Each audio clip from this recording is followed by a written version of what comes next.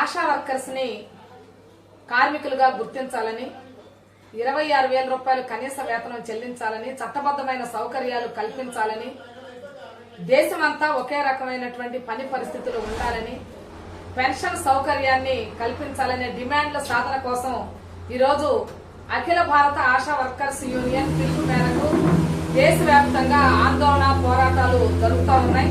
దానిలో భాగంగా ఆంధ్రప్రదేశ్ లోని AP ASHA workers union CIT అనుబంధ సంఘం ఈరోజు కింది స్థాయి నుండి పై స్థాయి వరకు అన్ని స్థాయిల్లోనూ అధికారులకి సామూహిక రాయబారాలు చేయాలని పిలుపునిచ్చింది. ఈ పిలుపులో భాగంగా అన్ని జిల్లాల్లో పిహెచ్సి, యూపీహెచ్సి మెడికల్ ఆఫీసర్స్ కి, డిఎంఓ-హెచ్ఓలకి వినత పత్రాలని, సామూహిక వినత పత్రాలని ఆశా వర్కర్స్ అందించడం జరిగింది. కమిషనర్ గారికి రాష్ట్ర కమిటీ తరఫున వినత పత్రాన్ని అందించాము.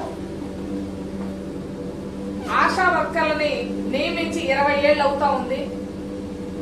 ఈ 20 ఏళ్ల కాలంలో కేంద్ర ప్రభుత్వం ఆశా వర్కర్ల యొక్క సమస్యలని గాలి వదిలేసే పనిచేసింది. కోవిడ్ కాలంలో ఆశా వర్కర్ల యొక్క సేవలను ప్రపంచ ఆరోగ్య సంస్థే గుర్తించింది. ప్రజలందరూ కూడా ఆశా వర్కర్లు చేసినటువంటి సేవలని కొనియాడే పనిచేశారు. కానీ భారత ప్రభుత్వం మాత్రం ఆశా వర్కర్లని నిర్లక్ష్యం చేసేటటువంటి పని చేస్తా ఉంది. వాళ్ళకి వేతనాలు పెంచే పని చేయటం లేదు, చట్టబద్ధమైన సౌకర్యాలు కల్పించే పని చేయట్లేదు. ఈరోజు కేంద్ర ప్రభుత్వం చెబుతున్నటువంటి పనులకి, ఆశా వర్కర్లకు ఇస్తున్న పారితోషికాలకి, పెరుగుతున్నటువంటి ధరలకి సంబంధం లేకుండా ఉన్నాయి. ఆంధ్ర రాష్ట్రంలో కేవలం 2,800 రూపాయలు కేంద్ర ప్రభుత్వ నిధుల్లో నుంచి పారితోషికాలుగా ఫిక్స్డ్ చేసి ఇస్తున్నటువంటి పరిస్థితి ఉంది.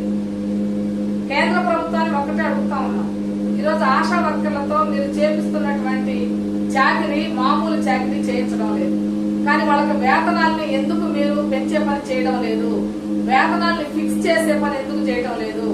45, 46 భారత కార్మిక మహాసభలు స్కీమ్ వర్కర్లని కార్మికులుగా గుర్తించాలని, చట్టబద్ధమైన సౌకర్యాలు కల్పించాలని, కనీస వేతనాలు ఇవ్వాలని చెప్పినప్పుడు భారత ప్రభుత్వం అంగీకరించింది. కానీ వాటిని అమలు చేసేటటువంటి పని చేయడం లేదు.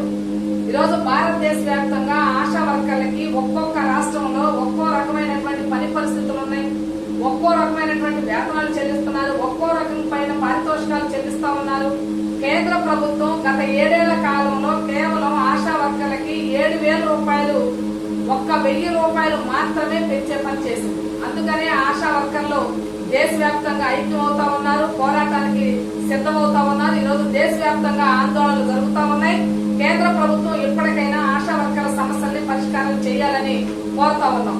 కేంద్ర ఆరోగ్య శాఖ మంత్రి గారు రోజు ఒక మాట మాట్లాడుతూ ఉన్నారు.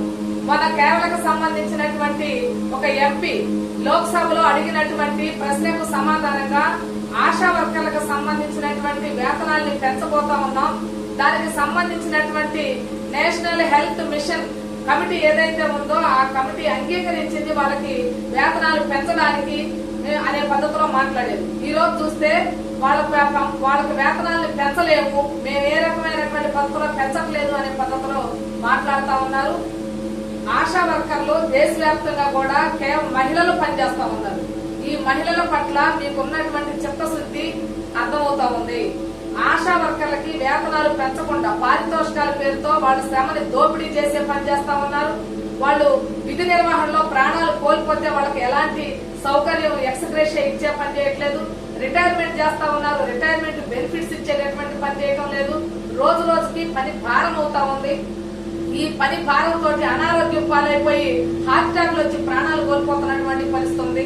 మెటర్నిటీ లీవ్ ఇచ్చేటటువంటి పని ప్రభుత్వం చేయడం లేదు.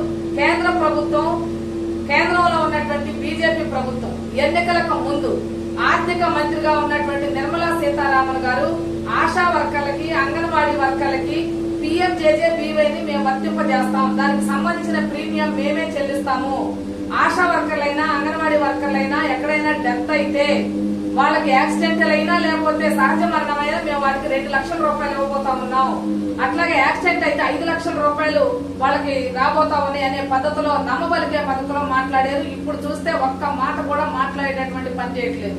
ఈరోజు దేశవ్యాప్తంగా స్కీముల్లో పనిచేసేటటువంటి కోట్ల మంది ఆశా వర్కర్లతోటి, అంగన్వాడీ వర్కర్లతోటి, మధ్యాహ్న భోజన కార్మికులు, ఫీల్డ్ అసిస్టెంట్లు, విఓఎల్ గా ఉన్నటువంటి వాళ్ళు, ఇతర సర్వశిక్ష అభియాన్ లో పనిచేసే వాళ్ళు, ఎన్హెచ్ఎం లో పనిచేస్తున్నటువంటి రకరకాల సెక్షన్ లో పనిచేస్తున్నటువంటి వాళ్ళందరి యొక్క శ్రమని ఈ రోజు కేంద్ర ప్రభుత్వం దోపిడీ చేస్తా ఉంది. దీన్ని ఆసరా చేసుకొని కూడా రాష్ట్ర ప్రభుత్వాలు సరైన వేతనాలు నిర్ణయించకుండా తుమ్మితే ఊడిపోయే ముక్కులాగా ఈ రోజు ఇలా ఉద్యోగాలను చేసేటటువంటి పని కేంద్ర రాష్ట్ర ప్రభుత్వాలు కలిసి చేస్తా ఉన్నాయి. అందుకనే భవిష్యత్తులో మొత్తం స్కీములకు సంబంధించినటువంటి కార్మికులు, ఉద్యోగులు అందరూ ఐక్యమై పోరాటానికి సిద్ధం కావాలని పిలుపునిస్తా ఉన్నాం. ఈ రోజు అఖిల భారత ఆశా వర్కర్స్ యూనియన్ ఇచ్చినటువంటి పిలుపును జయప్రదం చేసినటువంటి ఆశా వర్కర్లందరికీ కూడా ధన్యవాదాలు తెలియజేస్తా ఉన్నాం. కేంద్ర ప్రభుత్వం సమస్యను పరిష్కారం చేయకపోతే రాష్ట్ర వ్యాప్తంగా మిగిలినటువంటి రాష్ట్రాల్లో ఉన్నటువంటి వాళ్ళు, మొత్తం దేశవ్యాప్తంగా ఉన్నటువంటి ఆశా వర్కర్లందరూ కూడా ఐక్యమై పెద్ద ఎత్తున ఉద్యమానికి సిద్ధపడతారని కూడా కేంద్ర ప్రభుత్వానికి హెచ్చరిక చేస్తా ఉన్నాం. కే ధనలక్ష్మి, ఆశా వర్కర్స్ యూనియన్, ఆంధ్రప్రదేశ్ రాష్ట్ర ప్రధాన కార్యదర్శి.